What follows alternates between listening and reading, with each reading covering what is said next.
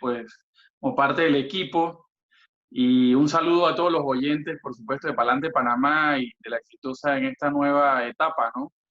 Y felicidades, enhorabuena por la reactivación del programa que lo estábamos esperando, ¿no? Nos hacía falta el programa en las tardes. Y como tú dices, me siento en casa, además muy contento de estar en este tercer programa luego de has tenido el lunes y el martes a dos grandes profesionales jóvenes, destacados, que también son parte de esa savia honesta que el país tiene hoy en día en diferentes puestos, ¿no? Así que dando su granito de arena cada uno. Nosotros, como tú explicabas y comentabas, estamos desde hace un año ya, un poco más de un año, el 1 de julio del año pasado, en la Secretaría Nacional de Energía. La Secretaría Nacional de Energía tiene una función primordial, que es ser el rector de políticas públicas energéticas en Panamá. Y adicionalmente, pues tiene otra función importante, además de ser el rector en general de la energía, en el caso de los hidrocarburos, ¿verdad? En el país, pues es el regulador, ¿no? Un poco lo que hace la Autoridad de los Servicios Públicos en electricidad o en telecomunicaciones, que es el regulador, pues en este caso nosotros somos el regulador de los hidrocarburos en el país, de la prestación del servicio. Este, Son tantas cosas, ¿no?, que han pasado en este año, que tantas cosas que hemos hecho y sobre todo pues el impacto que hemos tenido como todo el país por causa de la pandemia y sus efectos socioeconómicos, ¿no?, que también nos tocó, digamos, en algún primer momento, sobre todo en los meses de marzo y abril, hacer un alto realmente de casi todo lo que estábamos desarrollando para atender la crisis y sus efectos en el sector de energía, como les decía, tanto en electricidad como en hidrocarburos, ¿no? Garantizar realmente, monitorear que tuviéramos la seguridad de suministro, que estuvieran todas las infraestructuras pues sin ningún tipo de inconveniente, que tuviéramos pues las cadenas de comercialización y de distribución de los combustibles líquidos y gaseosos en el país, por ejemplo, el tanquecito de gas, la gasolina, las redes eléctricas, ¿verdad? Estar pendiente de que los impactos realmente no fueran a causar ninguna interrupción, ninguna afectación. Y bueno, por supuesto, el aspecto económico sí ha sido importante desde el principio. Sin embargo, te cuento que justo el día de la pandemia, estábamos nosotros, el día que se confirma el primer caso de COVID en nuestro país, el día lunes 9 de marzo, el día siguiente al 8 de marzo, que estábamos celebrando y conmemorando el Día Internacional de la Mujer, estábamos nosotros pues validando con las instancias de dirección política del gobierno la propuesta de agenda de transición, una propuesta que viene desde el año pasado, ¿no? Es una agenda de trabajo con varias estrategias que les quiero comentar un poquito algunos detalles, pero sí es importante dos cosas, ¿no? Cómo surge la propuesta desde el año pasado y por qué surge una propuesta. Yo creo que eso también es importante que entendamos el por qué y luego explicamos en qué consiste. Hoy en día, y cuando digo hoy en día es digamos, nuestra realidad, aunque el COVID es el principal problema, el principal reto, desafío de la humanidad en este momento, hay otro problema fundamental que tiene un impacto mucho mayor. Yo no sé si ustedes han visto ese meme que han mandado por ahí, esas fotos de 3 olas. No, hay una ciudad pequeñita y viene una ola gigante y la ola se llama COVID, ¿no? Y en la ciudad dicen, bueno, lávate las manos y todo va a estar bien. Pero detrás de esa ola gigante viene otra ola más grande, muchísimo más grande, que es el cambio climático, ¿verdad? Y el cambio climático es el principal reto que tenemos nosotros no solamente como generación, ¿verdad?, sino es el principal reto que tenemos como civilización. Yo creo que eso es importante recalcarlo. El cambio climático, para que tengan una idea, a finales de octubre del año 2018, el Panel Internacional de Cambio Climático, que es un grupo de científicos ¿verdad? De varios centenares de científicos que en todo el mundo son la máxima autoridad para estudiar el tema del cambio climático, emitieron un informe, ¿no? Ese año. Ellos emiten un informe cada 3 años de actualización. Bueno, ese año decidieron adelantar el informe y hacer un informe especial, porque habían salido unos resultados de unos análisis. Y en ese mes ellos sacaron un informe que se llama el informe del 1.5. ¿Y por qué el 1.5? Porque ustedes recordarán que, que tenemos a nivel global lo que se conoce como el Acuerdo de París, que se firmó en el año 2015. ¿Y cuál es el objeto del Acuerdo de París? Bueno, que en el mundo se limiten la emisión de gases de efecto invernadero, para que la temperatura del mundo no aumente más de 2 grados. ¿No? Tenemos el calentamiento global. Bueno, este documento en el 2018 dijo, miren, lo que acordamos en el 2015 de que había que limitar el calentamiento global a 2 grados, ¿verdad? No es suficiente. Tenemos que limitarlo a 1.5%. Y empezaron a dar un montón de datos. Cuando yo terminé de leer ese informe, yo te voy a ser sincero, Félix, y los muchachos, y a los oyentes, yo terminé de leer el informe y leí fue el resumen ejecutivo, no me leí el informe son como 500 páginas de datos técnicos y científicos, y me leí el resumen para tomadores de decisiones políticas, imagínate, para los tomadores de decisiones que eran como 100 páginas. Y en ese informe, cuando yo lo terminé de leer, lo primero que me vino a la cabeza fue 2 nombres, André y Alicia, o sea, los nombres de mis hijos. Cuando yo terminé de leer ese informe, lo primero que me vino a la mente, bueno, ¿qué mundo le está quedando a mis hijos? Yo quedé asustado. Y el que no lo ha podido leer, lo puede buscar en internet, ¿verdad? Por lo gráfico y lo crudo que fue leerlo. Y es un tema que normalmente uno lo escucha, ¿no? El cambio climático, que el calentamiento global, que lo que hace, pero se ve como muy lejano, se ve como en el futuro, en algún momento, o en Estados Unidos, o en China. Sin embargo, esto es un tema, pues, que ya en Panamá lo estamos empezando a ver. Ya en Panamá, si ustedes van a la comarca Cunayala, van a ver los primeros impactos ya hoy en día del aumento del nivel del mar por el calentamiento global, ¿verdad? Entonces, eso nada más es la primera puntita del iceberg. Entonces, ¿cómo se relaciona esto con la energía? Bueno, porque la energía, ¿verdad? El uso y producción de energía, esto es uno de los grandes emisores de gases de efecto invernadero.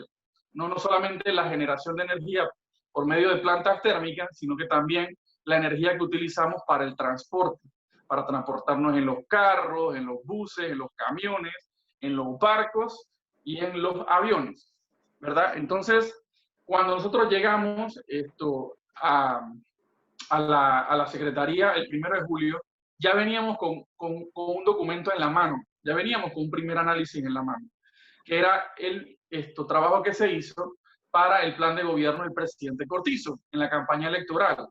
Se desarrollaron una serie de temas y uno de los capítulos de ese plan de gobierno era el relativo a energía. Y en ese se hizo ese diagnóstico y se hicieron una serie de propuestas. Bueno, agarramos eso, que había sido, digamos, una propuesta de campaña o una promesa de campaña, ¿verdad? Y llevarlo a la realidad. Bueno, lo que prometimos en campaña, ahora hay que cumplirlo cuando llegas al gobierno, de eso se trata.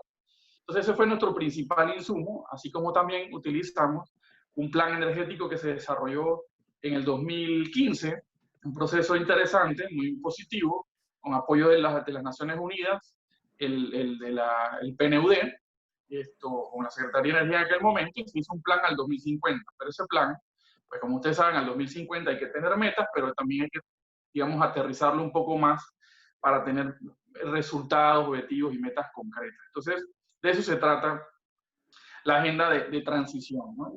Y transición energética, ¿qué significa? Ya para ir aterrizando el tema.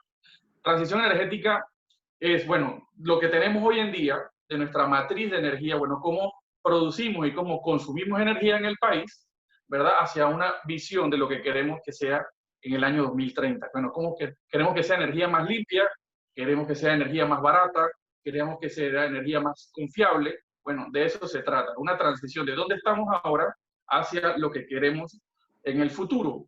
Y además es importante entender que esto no es como agarrar una varita mágica ¿verdad? Y ahora vamos a tener la matriz energética que todos quisiéramos. No, no, esto es un proceso que hay que trabajar, que se ha venido desde hace un tiempo atrás y ahora lo estamos intensificando. Y tiene cuatro, digamos, ejes la transición energética. La primera, y se conoce a nivel internacional, se conoce como las 4D, ¿no? La primera es la descarbonización, la segunda es la digitalización, la tercera es la descentralización y la cuarta es la democratización.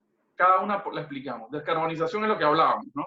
Es que, bueno, que los sistemas energéticos utilicen cada vez menos gases y emitan cada vez menos gases de efecto invernadero, principalmente carbono. Eso es descarbonizar, es quitarle el carbono, perdón, a el contenido de la energía. El otro es digitalización. ¿Y qué es digitalización? Meterle tecnología, ¿verdad? Tecnología a los sistemas energéticos. Hoy en día, no más les cuento, cuando se habla de digitalización, en los sectores eléctricos sobre todo, hoy está pasando lo que pasó hace 20 años con las telecomunicaciones, ¿no? Hace 20 años nosotros, pues la mayoría de nosotros tenía teléfonos fijos conectados por líneas, llegaron los celulares, que además son celulares inteligentes, que están en una computadora en la mano, y cambió realmente todo, el internet, todo. Bueno, ese proceso está sucediendo hoy en día con la electricidad. La tecnología está llevando, las telecomunicaciones se están integrando a los sistemas eléctricos y lo están cambiando completamente. Esa es la segunda D. Y las otras dos son la descentralización, es que cada vez más tenemos pequeñas plantas de generación eléctrica, ¿no? Cada vez más disponibles.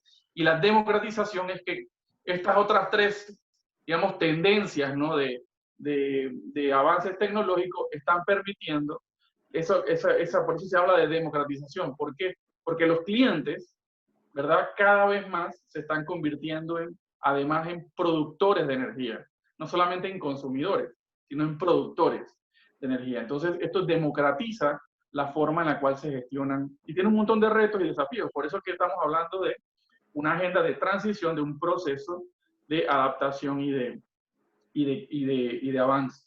Entonces, de eso se trata un poco la agenda que estamos presentando y la misma tiene estos 5 estrategias en el área de electricidad, y como les decía que nosotros también tenemos competencias en el tema de hidrocarburos, tiene 2 estrategias para el sector de hidrocarburos. Entonces son 7 estrategias funcionales para los 2 sectores, pero además tenemos una adicional que es transversal, que es la estrategia de fortalecimiento institucional.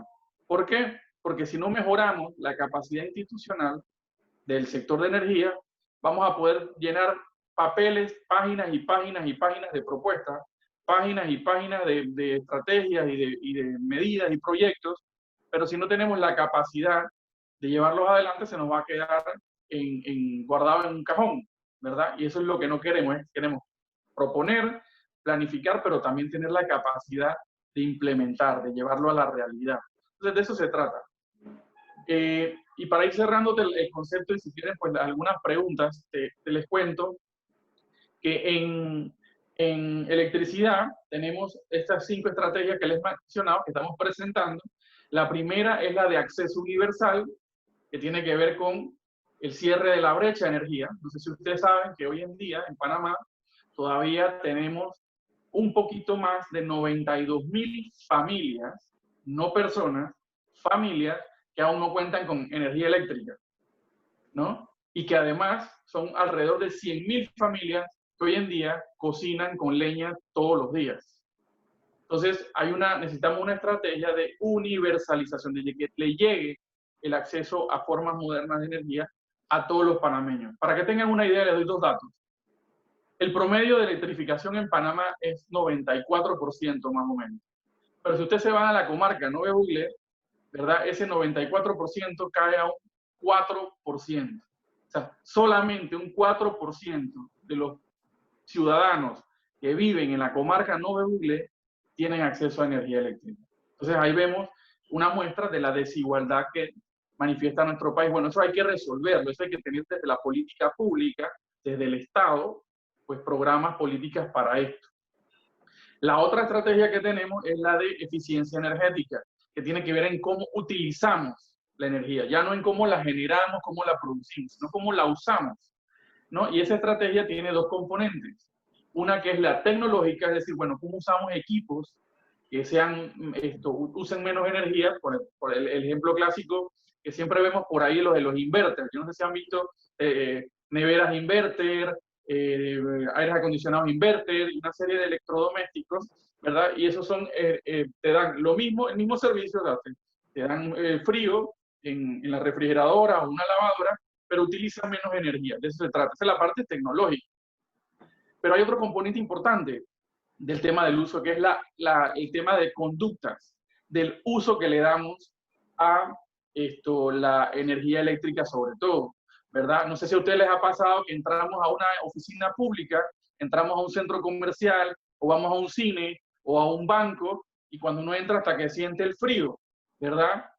Cuando uno entra que viene de la calle, bueno, eso se conoce como uso racional.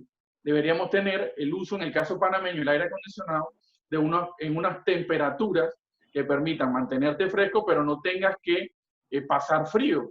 No hay gente que le gusta en Panamá dormir, ¿verdad? Ponen el aire acondicionado a 18 grados y se arropan con una manta, con un cubrecama, como si vivieran en el Polo Norte. Y eso no es lógico en un país como el nuestro. De eso se trata, de cambiar conductas. La tercera estrategia es la de movilidad eléctrica, que es muy interesante, ¿verdad? Esto es la de, bueno, cómo cada vez más podemos tener transporte de vehículos eléctricos, y no necesariamente está implicando, por ejemplo, cambiar, ¿verdad? Que hoy más o menos en el país tenemos 1 millón de vehículos, más o menos, ese es el número, ¿verdad? Ahora no se trata de que con esta estrategia ahora vamos a pasar de 1 millón de vehículos de combustión a 1 millón de vehículos eléctricos. No se trata de eso, sino que mejorar el diseño de los sistemas de transporte, que además de que sean eléctricos, sean más sostenibles, ¿no? Y esa estrategia importante, que ya es la primera que hemos aprobado de toda la agenda. La aprobamos el año pasado en el Consejo de Gabinete, ya la aprobó el día 29 de octubre. Y las otras dos estrategias, la primera, la que sigue, es la de generación distribuida. ¿Y de qué estamos hablando de esto? Bueno, es principalmente la instalación de paneles solares en las casas de la gente, ¿verdad? Bueno, eso es una tendencia que viene a nivel global, y es parte de lo que les hablaba de, bueno, cómo los consumidores se van convirtiendo en productores, también pequeños productores de energía. Y ese cambio, pues, implica muchas cosas, desde el punto de vista financiero, legal, regulatorio. Hay que hacer una serie de cambios y pasos, y para eso necesitamos una hoja de ruta. Y la última, que es esto se llama innovación del sistema interconectado, que es la más técnica, la voy a tratar de explicar lo más sencillo posible. Es, bueno, nosotros tenemos unas redes eléctricas hoy en día que hasta ahora han sido diseñadas para, en el caso de Panamá, para tener grandes plantas de generación, digamos, grandes plantas hidroeléctricas, grandes plantas térmicas, ¿verdad? Como ustedes conocen, Fortuna, en Colón, y una serie de infraestructura, ¿verdad? Y además fueron diseñadas las redes para que llevar esa energía desde las grandes plantas de generación hacia los ciudadanos, hacia los clientes. Bueno, con todos estos cambios que vienen, ¿verdad? Con cada vez más plantas eólicas que funcionan con el aire, con el viento, y más plantas fotovoltaicas, solares, resulta que las redes y los sistemas no fueron diseñados para eso, ¿no? Fueron diseñados para ese mundo anterior. Entonces necesitamos una hoja de ruta para adaptar, que el sistema pueda recibir más plantas eólicas, más plantas solares, no solamente el tipo de tecnología de generación, sino que además que sean mucho más pequeñas, mucho más atomizadas.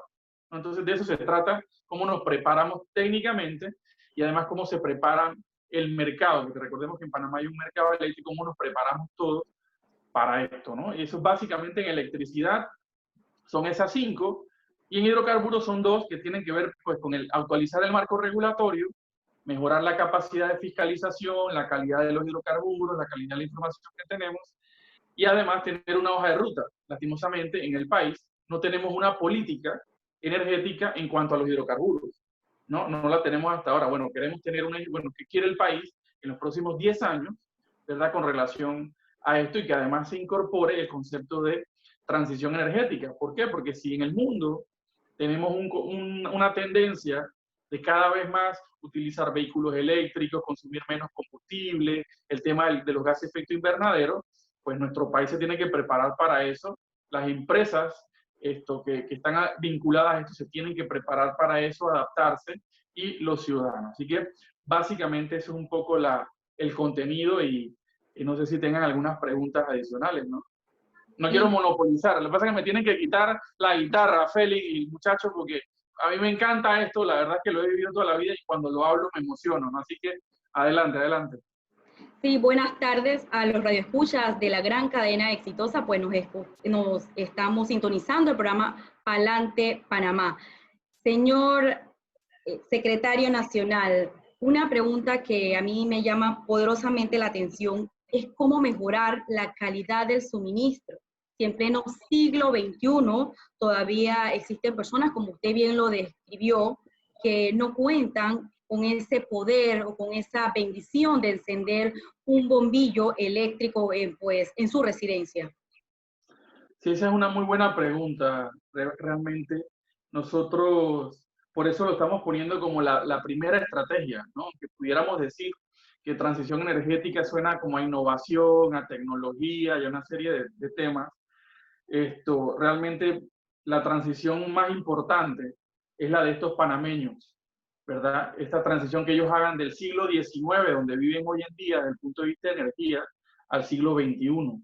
El que cuenten con acceso a electricidad para poder tener mejores oportunidades para pequeños negocios, mejores oportunidades para tener sus medicinas, que no se dañen, para tener centros de salud, las escuelas, para poder estudiar mejor, para tener oportunidades. O sea, eso te cambia la vida completamente, ¿no? Y de eso se trata, y como parte de la estrategia del presidente general de la lucha contra la sexta frontera, que es la desigualdad, la pobreza, pues de eso se trata. Nosotros si para el gobierno en general la estrella es la educación para luchar contra la desigualdad, en el caso de la política energética la estrella es luchar contra la desigualdad. Entonces, ¿cómo se hace eso? Es la pregunta. Pues en este caso hay varias alternativas, ¿no?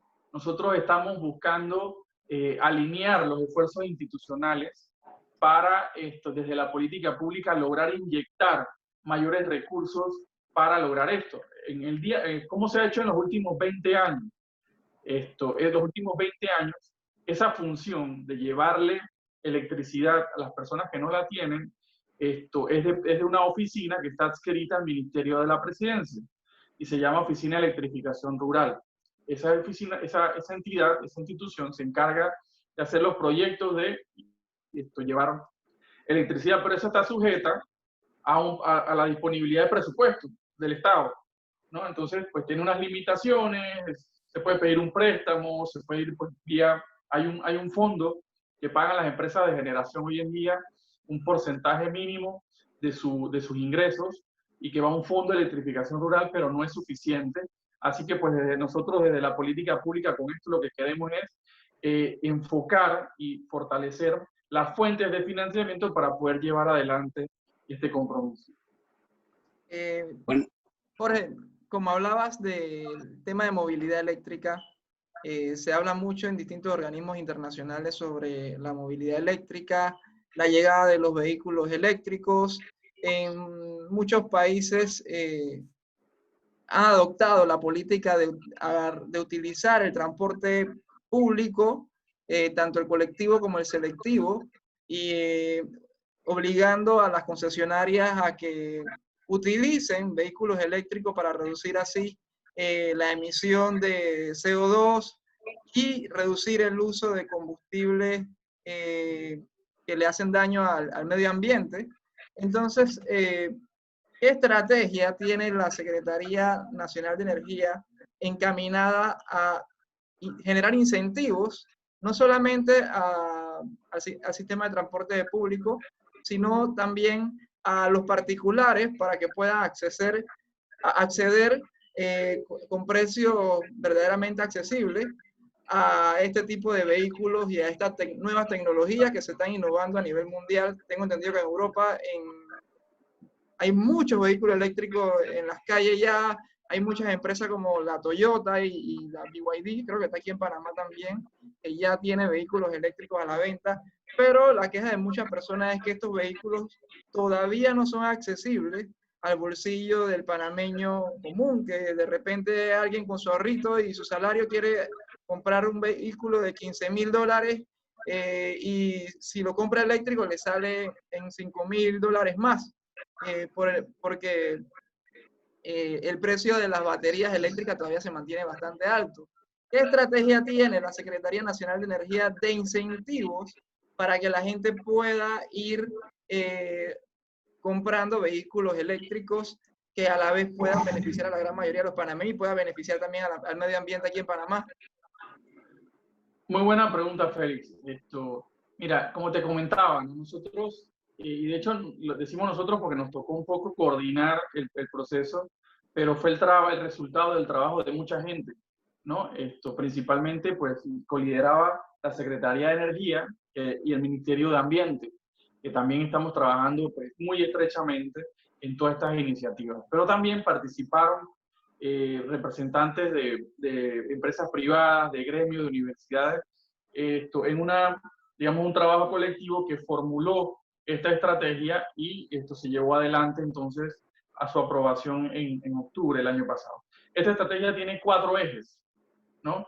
El primer eje es el de gobernanza y normativa, es decir, bueno, ¿qué cambios tenemos que hacer a las leyes, a las regulaciones? ¿Cómo debe ser ese sistema de coordinación institucional para poder implementar la estrategia? El segundo eje es el de flotas estratégicas. ¿Y qué queremos decir con eso? Bueno, como te decía, no se trata solamente de hacer el cambio de todos los vehículos particulares a vehículos eléctricos, sino ir priorizando, ¿no? Y flotas estratégicas, pues, pueden ser públicas o pueden ser privadas. Y en este caso, pues, la principal prioridad son los autobuses, ¿no? Los que más movilidad de personas tienen por unidad. Entonces, ahí el rol, por ejemplo, de Mi Bus en la ciudad de Panamá, ¿verdad? Que tiene una flota importante, hay que trabajar con ellos.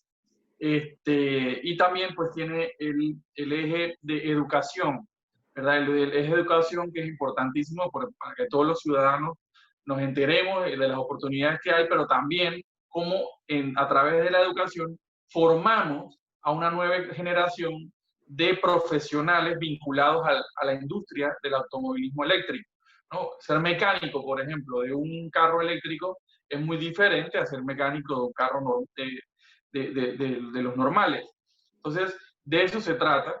Pero en el caso de los incentivos que queremos dar, lo primero que queremos hacer es presentar una ley de incentivos fiscales y no fiscales para la adquisición de los vehículos, ¿no? Que te permita compensar en alguna medida esa diferencia de precio que todavía hay hoy en día del precio inicial que uno tiene que pagar por un vehículo eléctrico. Pero cuando tú ves, aunque hoy en día son un poco más caros los vehículos eléctricos que los otros, en la vida útil, realmente de un vehículo te sale mucho más barato tener un vehículo eléctrico que uno de combustión, pero de todas maneras no todo el mundo tiene en su bolsillo la capacidad de hacer de pagar esa diferencia en este momento para ahorrármelo dentro de 3 o 4 o 5 años. Entonces ahí estamos trabajando también, por otra parte, como te decía, en este eje de modificaciones que hay que hacer, es bueno, el involucramiento del sector financiero, de la banca sobre todo, para que permitamos mediante ciertos instrumentos que esa diferencia de precios se pueda diluir, ¿verdad? Para permitir entonces cada vez más la adquisición de vehículos eléctricos por la mayoría de los panameños. Pero ahí también es importante un dato, Félix. Los expertos, muchos dicen que un carro eléctrico no es más que una batería con ruedas, una batería eléctrica con 4 ruedas. Y no están tan lejos de eso, ¿no? Pero es importante entender que un poco más de la mitad del valor de un carro eléctrico es la batería. Estas baterías en los últimos 5 años han tenido una curva de descenso de precios impresionante. Y se supone que esa curva de precios debe seguir por los próximos 5 años, por lo menos, aún con COVID.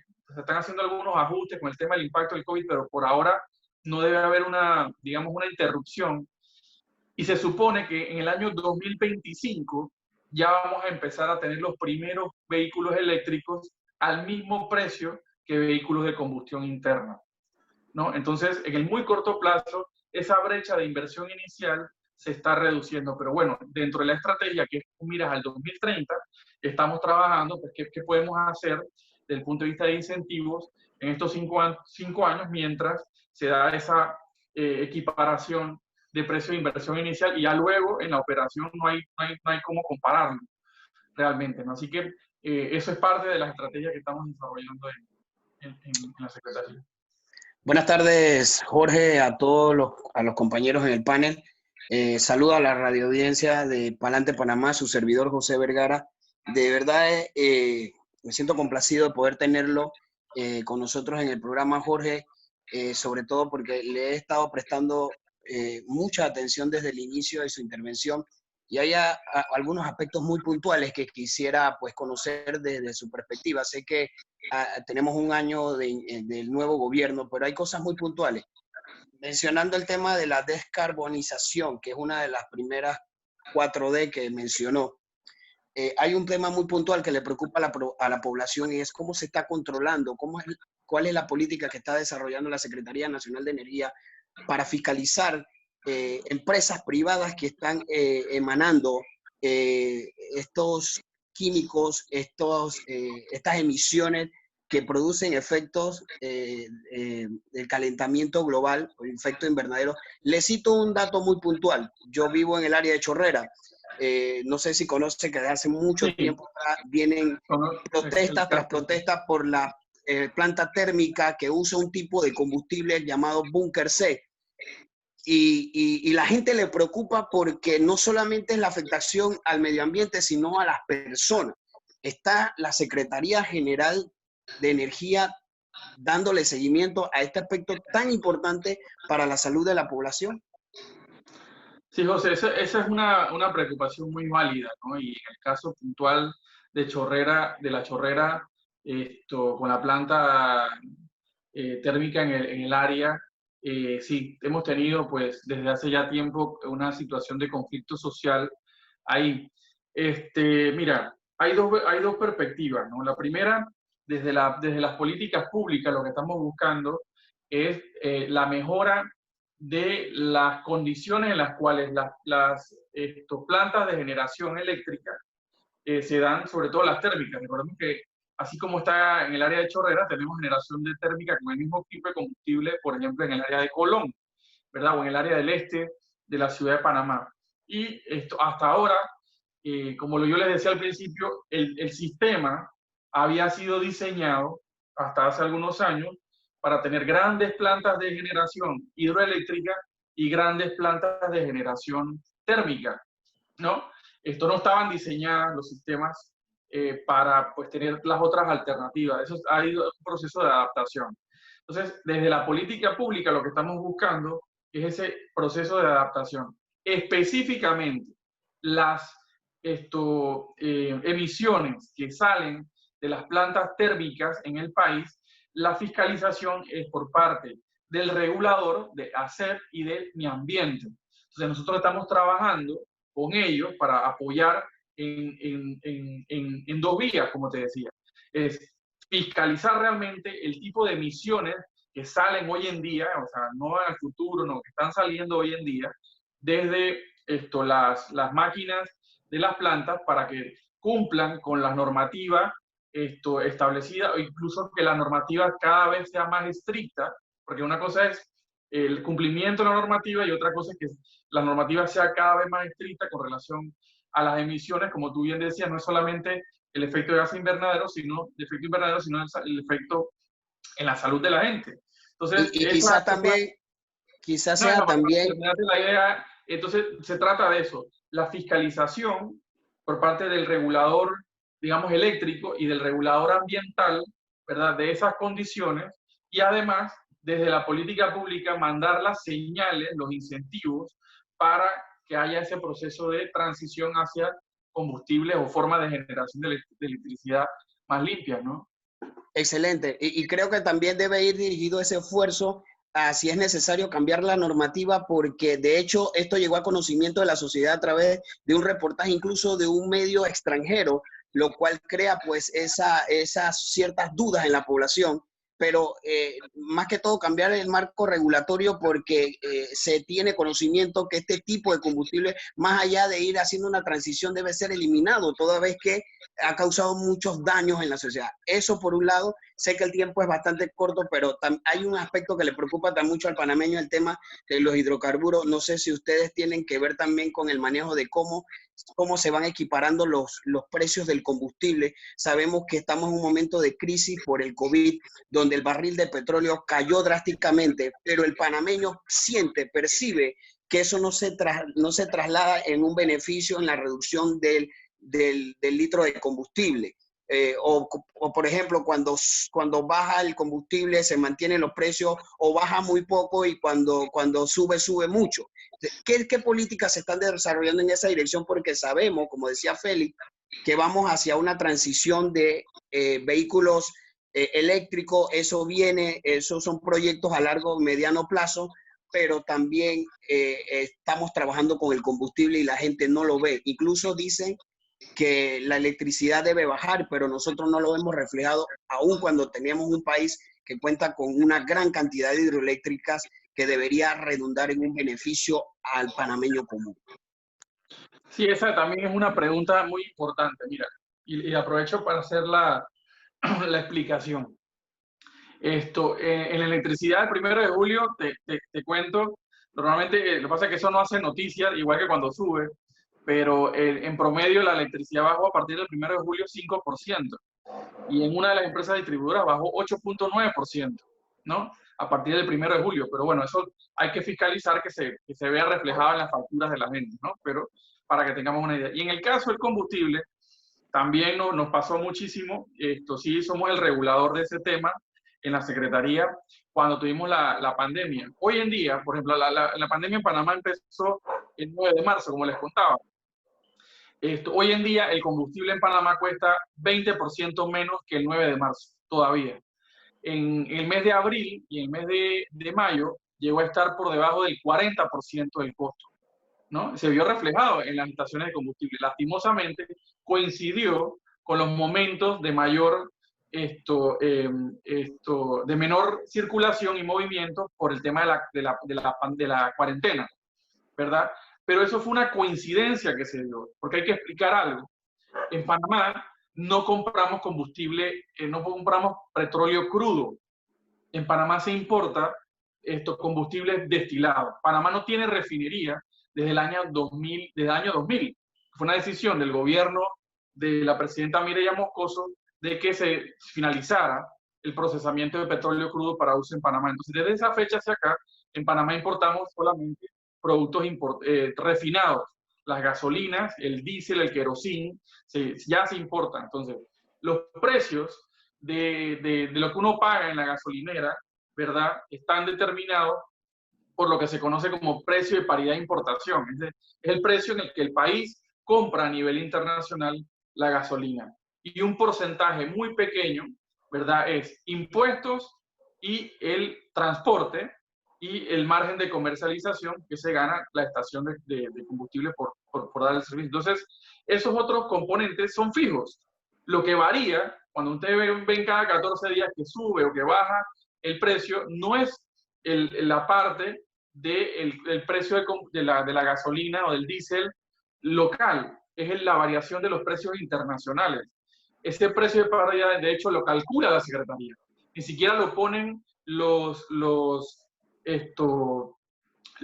importadores de combustible del país.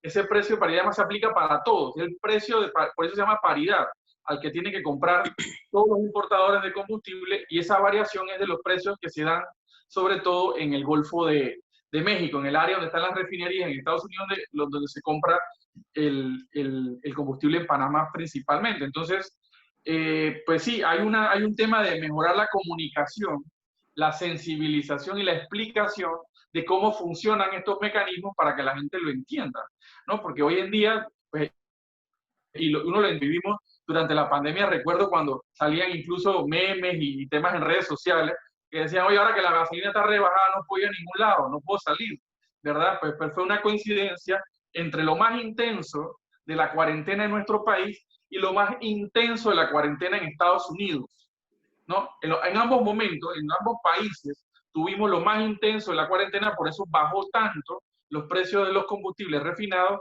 y en ese momento entonces tuvimos los mejores que hemos tenido. Pero, y les cuento, ¿no? Hubo mucho ruido en el mes de abril cuando el petróleo llegó a precios negativos por primera vez en la historia. Y la gente decía, bueno, ¿y por qué ahora si el precio está negativo en el petróleo en el mundo, en Panamá no se baja igual? Bueno, no se baja igual porque los ajustes son cada 14 días, ¿no? Y se vio reflejar en las semanas siguientes, bajó el precio del crudo, bajó el precio de los refinados y así mismo fue bajando aquí en Panamá. Pero también está en el otro lado, ¿no? Hemos tenido en los últimos días, en las últimas semanas, subidas de 5 y de 10% del precio del crudo y el precio no ha subido en Panamá de la misma forma. Entonces, pero bueno, normalmente cuando sube es que hace noticia y cuando baja no tenemos tanta cobertura. Pero bueno, un poco a nivel, digamos, general, la explicación, pero sí estamos en un esfuerzo adicional de hacer esa sensibilización, esa explicación cada vez más de cómo funciona, ¿no? Jorge, usted, Jorge, sí. Mi última pregunta va dirigida si ustedes como Secretaría Nacional de Energía están trabajando en armónica colaboración con con otros entes reguladores, como por ejemplo la SEP, porque se traduce estadísticamente que cuando baja el precio del combustible drásticamente, como lo ha ocurrido en esta pandemia, debería también verse reflejado en el precio de la canasta básica. Quizás no sea la persona para darme las cifras, pero ustedes han recomendado que así como baja el precio de los hidrocarburos, eso se pueda traducir también en una baja en la canasta básica que afecta al común de los panameños. Sí, no es tan, y el impacto no es tan, digamos, de la misma magnitud, así como se baja, por ejemplo, el precio de la gasolina en las gasolineras, pero sí se ha sentido. Y el último reporte de la Contraloría, del índice de precio mensual, ¿verdad? Del IMAE, esto sí se refleja una disminución en ciertos rubros de la canasta básica y del costo de la vida por la disminución de los precios del combustible. Sí, pero no es directamente proporcional, es decir, se redujo 10% el costo del combustible, se va a reducir 10% el costo de la canasta básica. Hay otros, digamos, mecanismos en el medio que también se deben mejorar y se pueden revisar, pero sí hubo por lo menos un pequeño disminución de los mismos, ¿no? Jorge, finalmente, ¿cómo diversificamos las fuentes de producción de energía? Bueno, de muchas formas, ¿no? Esa es una de las preguntas del $1.000.000. Hay muchas formas, como les decía. La diversificación de la matriz, de cómo generamos, es importante. Pasar de no solamente tener térmica, de no solamente tener hidroeléctrica, de tener eólica y de tener solares. Hay, por ejemplo, biomasa, ¿verdad? Hay producción, digamos, todavía está experimental de generar electricidad con el mar, ¿no? Con las mareas, con la diferencia de temperatura en el mar, con la diferencia con la variación de las olas, que son diferentes a la marea, ¿verdad? Pero eso todavía está en etapa piloto. Eso es importante, diversificar la matriz, y para eso hay alternativas, hay políticas fiscales, incentivos, formas de contratación que se dan en el mercado, ¿verdad? Pero recordar que esto es como un menú de alternativas que queremos llevar adelante para esto. Recordemos lo que hablábamos un poco sobre el consumo, que no nos quedáramos solamente en cómo se genera electricidad, sino en cómo la consumimos, que seamos más responsables y más eficientes a la hora de la utilización de la energía. Entonces eso es un menú, un paquete de medidas que estamos trabajando, pero la diversificación fundamentalmente, como les decía, va ahora también no solamente en la tecnología, sino en los tamaños y en las formas que se utilizan, ¿no? Si cada vez más ciudadanos tienen la posibilidad de poner paneles solares en su casa, eso está cambiando completamente la forma en que se gestionan los sistemas eléctricos. Y además es importante el rol igual que el carro en los vehículos eléctricos, en el tema de los paneles solares, pues la clase media o las clases populares no tienen el dinero para pagar y para comprar, digamos, $3,000 en paneles solares para ahorrarme en los próximos 10 años, ¿no?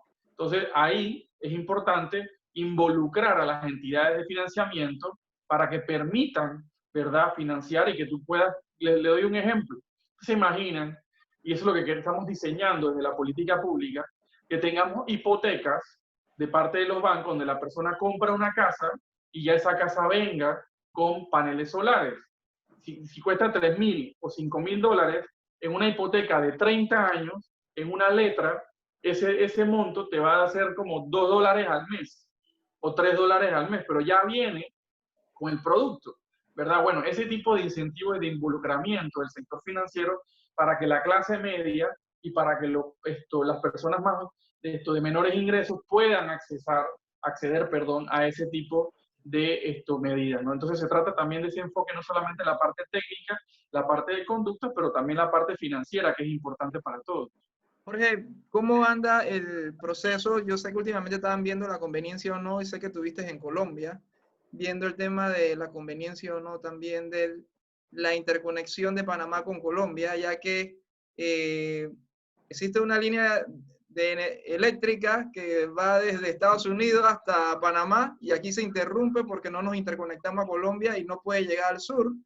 Y en muchos casos se habla de que puede que, que esto sirva para reducir el costo de la energía, y otros sectores también dicen que la inversión que tiene que hacer Panamá es bastante alta versus los beneficios que podríamos tener.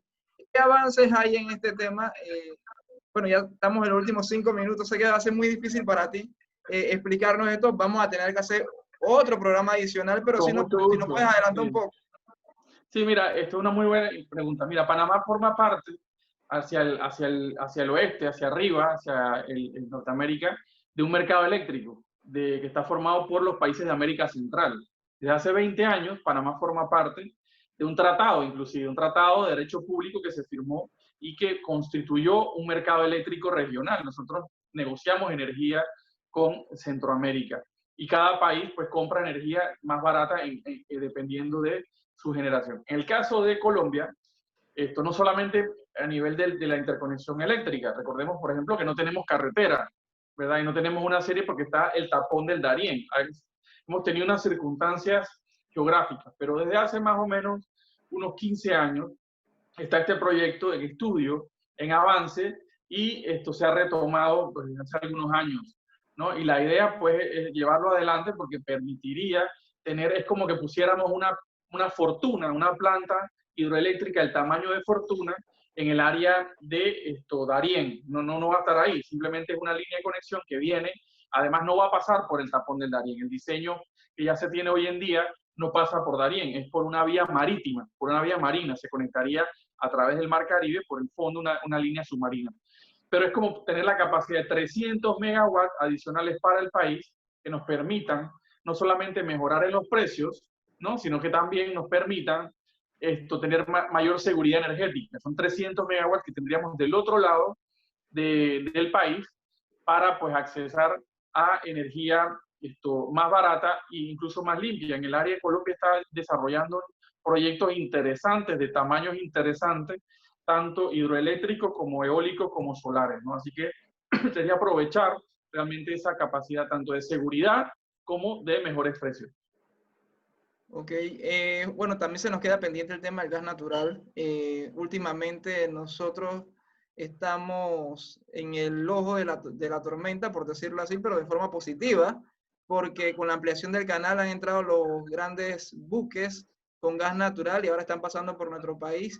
Y a pesar de que nosotros como país no tenemos reservas de gas natural, nos podemos convertir en el hub regional del gas natural. ¿Nos puede dar algunas palabras cortas en 2 minutos? Y estoy seguro que en el próximo programa vamos a hablar de esto, de la llegada del gas natural.